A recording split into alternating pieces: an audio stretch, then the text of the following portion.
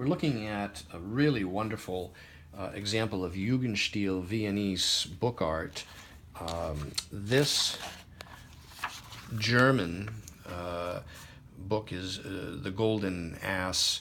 It has pictures and book decorations by Alexander Rothaug, who, if you go to Wiki and search for him, you will be rewarded with a range of images that are just remarkable.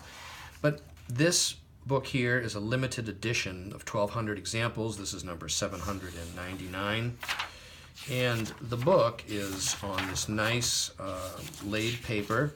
There are 8 of these full-page color plates throughout, as well as all sorts of chapter endings and title piece beginnings for the chapters, all in this really wonderful, uniquely Viennese Jugendstil manner of illustration.